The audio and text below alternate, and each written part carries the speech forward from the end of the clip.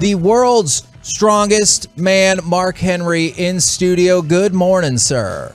Good morning, guys. What's going on, man? Well, something we need you to clarify for our morning show, because they were trying to start some trouble this morning, is we said the world's strongest man, and they were like, well, what has he done to reaffirm that? And they were insinuating that you are not the reigning world's strongest man, and they did not agree that once the world's strongest man, always the world's strongest man. There you go. And you said it best. I mean, once was, always is. And I was world champion in powerlifting and strongman, and several times national champion in Olympic weightlifting and world champion in pro wrestling. So I'm the only person walking the planet that's been a world champion in 3 different sports that have nothing to do with each other, and a national champion in another one. I've been pretty blessed, but the reason that they consider me to be the world's strongest man is not only did I win the World's Strongest Man contest in 2002, but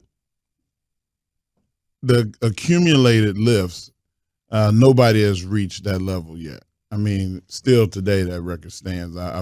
My total is, is 3,000 and something. The next person is under 3,000. So I'm pretty much about 500 pounds above everybody else that's ever lifted. Would you say then, Corey, that stacks up better than Sean's Maryland high school state tennis title? Yes, absolutely. It's better than that. I did advantage Mark Henry. Troy said that you used to roll up frying pans. Like, what? How did you learn that you could roll a frying pan into a magazine? Man, there's a guy named Dennis Rogers. You have to Google him. Dennis Rogers. They called him Mighty Mike, the grand champion of strongman, Dennis Rogers. He was instrumental in starting to teach me how to do the carnival feats and the things that people did at the turn of the century. There was a guy named Thomas Inch, and he had this infamous dumbbell. We talked about being infamous. Sorry, Mike. Sorry, Mike. Thomas Inch. There's no really documented proof that he actually lifted it, because he never did it in the carnivals. But he had a dumbbell. It was 172.5 pounds, and he would, if you could pick it up and put it on this little podium, you got a quarter. And the turn of the century, 100 years ago, a quarter was probably like $5. Mm-hmm. So you had a lot of people paying a nickel so they could win a quarter. And, I mean, it never was done. And I was the first person to lift it overhead in one motion. And it's never been done since. So there's things that I've done that no other human has got close to doing. So that's why Mark Henry is the strongest man that ever lived. In your face, Kevin. I support that. Take that, Kevin. In your face. No. In your face, Sean. I support this all the way. In your face, Sean. Now, you are a big Cowboys fan. We've talked about this in the past. Everybody with the franchise has been really careful not to say that Dak is not playing well. Mike McCarthy said yesterday. Dak is not playing well. He's injured. It's the secret sauce. Everybody knows that Dak is hurt, and he's making decisions based off just standing there and throwing rather than being the mobile quarterback that he normally is. And when you're not able to do what you normally do, your decision making process is slower. And I mean, as a pitcher, if you knew you had a little tricep strain, you wasn't going to be able to. There were certain pitches that you could do that wouldn't hurt. But everything else, so you take away one of your elements, you're not the same guy. Yeah, and the a little bit easier thing for pitching is I have a moment to decide, as in the catcher throws down a sign, and I'm like, no, that hurts a little bit, even though I know that's the right pitch. Let me try this, because I know if I do that, it's going to hurt. In football, that ball snapped, and you're like, damn, I should be going left here, but I don't want to. I don't want to, and it's going to really hurt when they hit me blindside. Like And his running game, the thing that he's leaned on the most, is ineffective right now, because one, the Cowboys are really not doing a great job of run blocking, and that's it hurts me to say that because I'm such a fan, but you got to be honest. And Zeke is hurt, and Pollard is hurt, and you just have to rely on. Sometimes you can rely on your quarterback to just run, give you a few yards, and slide. Dak can't do that. So we're pretty much a one-trick pony right now. That being said, on the other side of the ball, they have some ponies. They have some pretty freaky athletic dudes. Like Randy Gregory's interception was just freaky athletic, but watching Micah Parsons is like we can't find a comparison for him. Like how lucky did we get to get Micah Parsons? I'm gonna tell you who Micah Parsons is.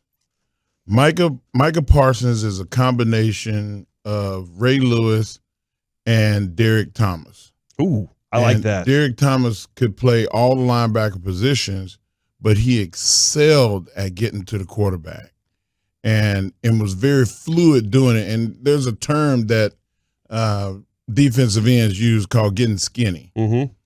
There is nobody that I've seen in years since Derek Thomas that could get skinny like Micah Parsons. And he head bobs guys.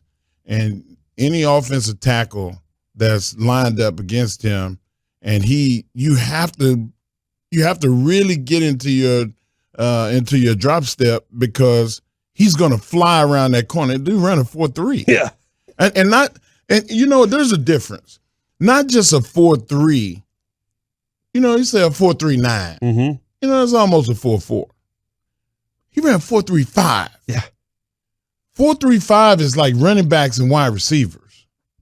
And what position do you think that Micah Parsons can't play? Maybe corner is up there. Mm-hmm. I'd give him a shot. But if he ran a 4.3, if he runs 4.3, like he can actually recover. He can play in front of people and recover. So there's really no position that he can't play on the field.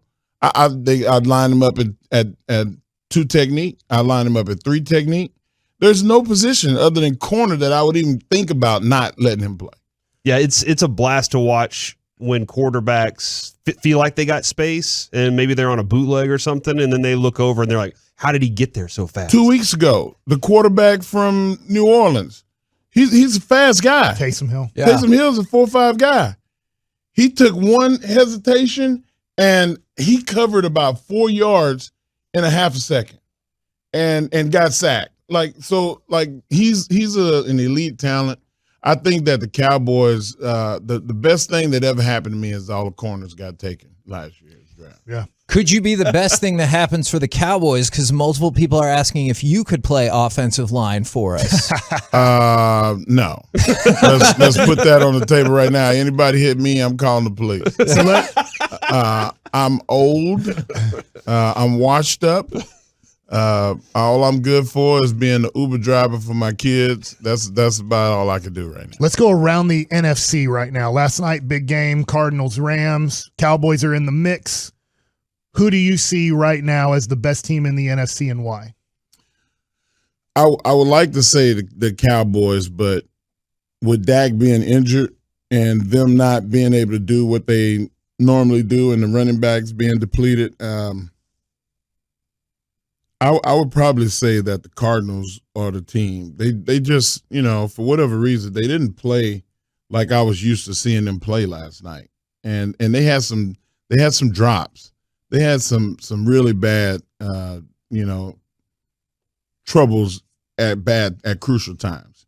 The Rams are probably the most balanced. You saw them last night. They're getting better.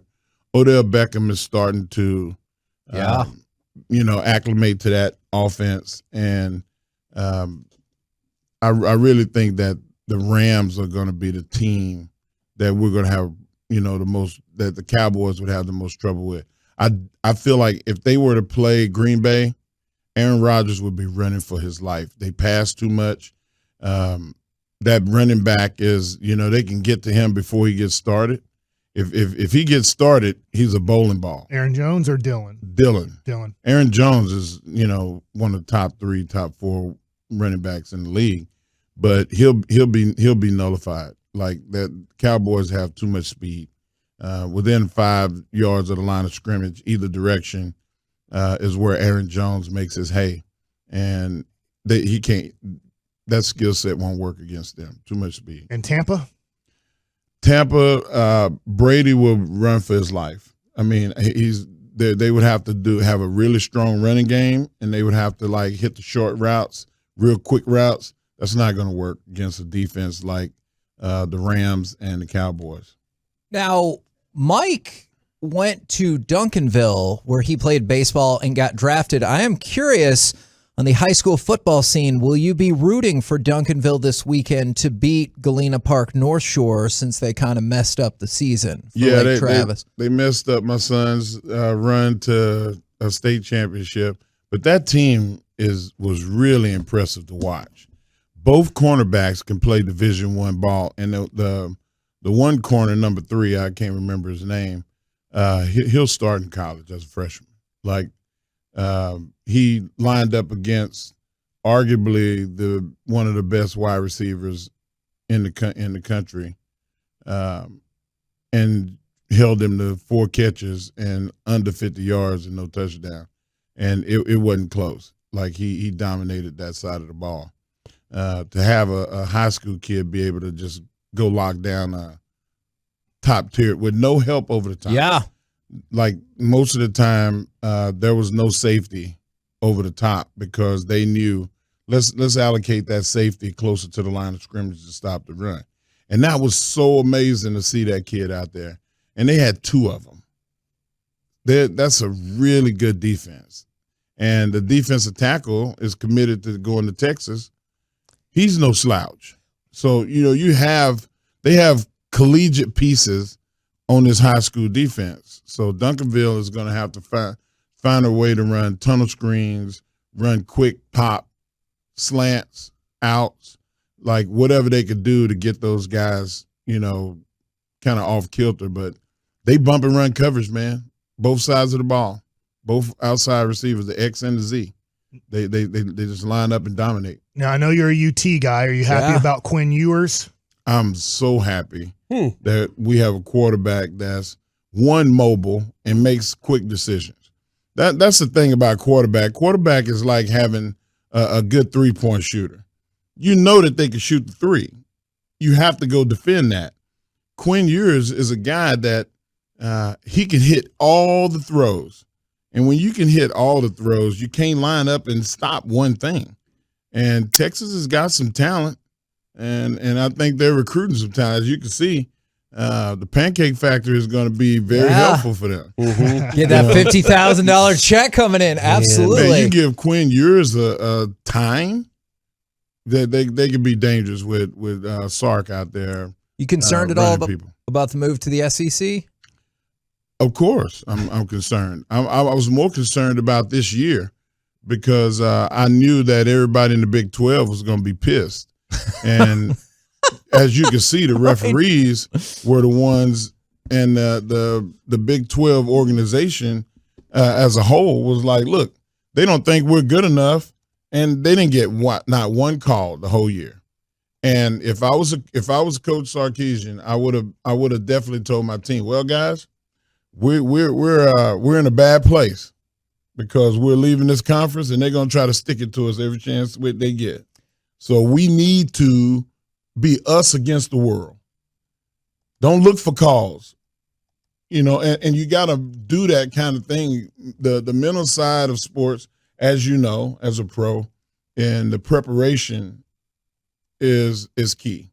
And I don't think that mentally Texas was prepared this year, which led to them getting the butt whoopings they got. Now, I think when you guys are not on the loop, we're going to need to have you on just to talk football, but I don't want to ignore the fact. Yeah, that's all that our listeners want right now. They're like, I need more Mark Henry talking football. This is great. And I'm all about that, but I also don't want to ignore the fact that AEW is going to be at the Curtis Colwell Center tomorrow.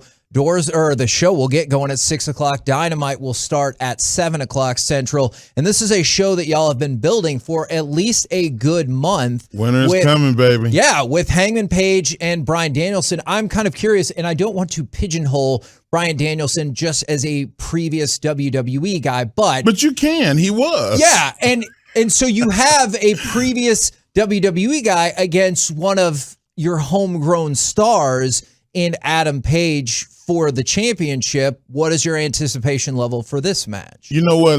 Before I answer your question, and I know I'm holding you hostage, and everybody hates getting held hostage in radio. Everybody comes from somewhere. Sure. And you look at all the NFL teams, with the exception of somebody like a Micah Parsons, who he's only paid for the Cowboys. Most guys that they play for other teams. So and same thing with the NBA and baseball. You look at free agency and the way that things work. You can't really allow yourself to think like that. But that's the fan in everybody. That's the let me make up a word. The fanaticism of a guy that wants you to say, you know what, this is what I feel, and he's a WWE guy. I was a WWE guy too. Right. So was Paul White, Jericho, and the list goes on. Moxley, everybody. So you come from that. But going back to Bryan Danielson. They almost got you there with that old name. Almost got me. It's been a lot of years, like 15 years. Yeah. But he's a guy that I feel like it doesn't matter, like that he was a WWE guy. Right now he is an AEW guy, and he's facing another AEW guy, and it's for the title. And Bryan is a heel. Everybody's like, oh, he's such a nice guy. He's respectful. Don't confuse respectful for nice. They're two different things. Paige is a respectable guy too. But when you're angry and two people are fussing and cussing each other out, who's the fool? You can't tell the difference from a distance. Yeah. So that's what we have right now. We have two guys that everybody's like, oh, they're so nice, but they're mad at each other and they don't like each other. And I'm gonna tell you, I think you own to something. I think Paige is like, I've been here forever. Yeah. I've been here first. This is my home. You're just a visitor. Daniel is trying to show him different. And we'll see. The last AEW show at the Colwell Center the Dynamite ended with somebody going through a table. We will see if this one ends. I mean, we've been trying to put Kevin through a table for we 6 years. We can find a table. Let's go. We have tables. There's a table right in there, dude. Well, big old solid oak table. I regret that transition very, very much.